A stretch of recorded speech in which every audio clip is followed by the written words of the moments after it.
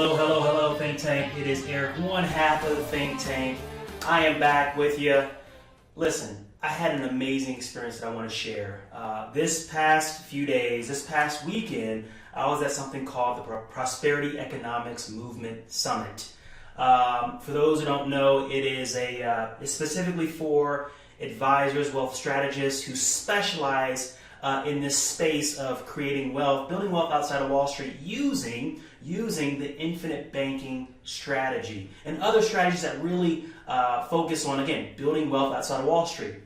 Anyway, it's a great opportunity for us to network and to trade best practices, motivate each other, inspire each other. Just a phenomenal event put on by our one and only Patrick Donahoe, Kim Butler, and Todd Langford. So I encourage you to check that out if you get a chance. Again, Prosperity Economics.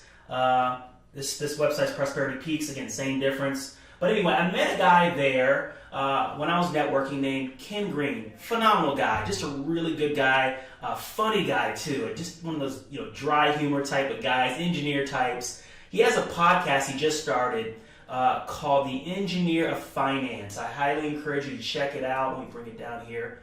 The Engineer of Finance. He's just, again, unique podcast.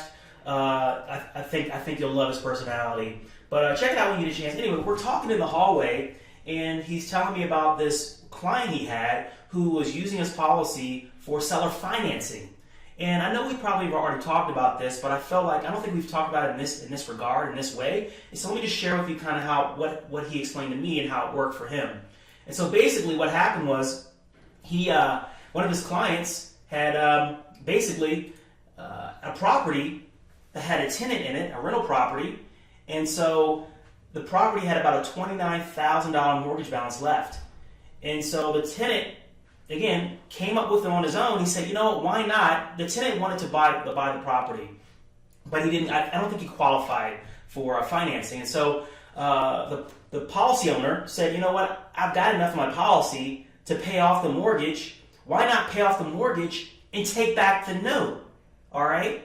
And so, again, the policy owner came up with this on his own. And so, again, basically it was a seller. It's a really unconventional seller finance scenario where the policy owner had enough cash value in the policy to pay off the $29,000 mortgage balance and thereby allowing the tenant to take back a note. So in other words, the policy owner created his own mortgage with the house being the collateral. All right? And I guess they had enough of a relationship to where, he was comfortable with allowing the tenant to do that, even though the tenant couldn't qualify for conventional financing to purchase the property.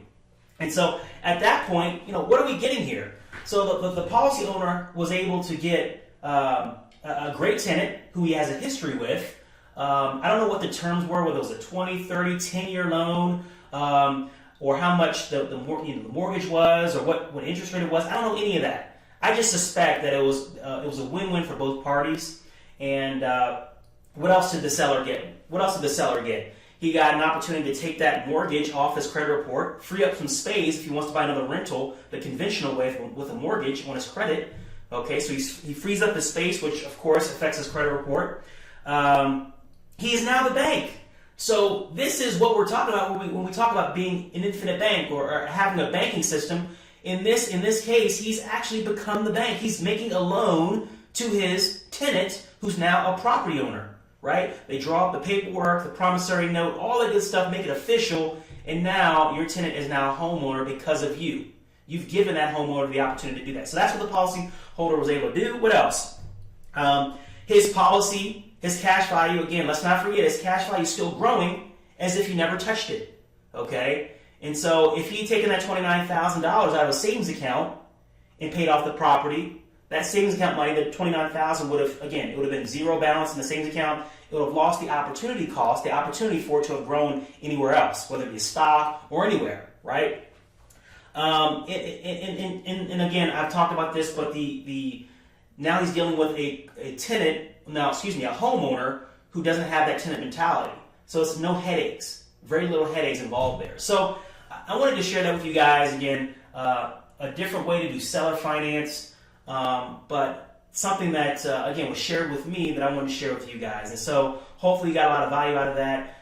Just another way, another of many infinite ways you can use your policy as a means of providing you as a funding source for all sorts of different things. All right? Thank you guys. Thanks, Think Tankers. If you have any questions, you know how to reach me or reach Brian. I'd love to chat with you. Thanks.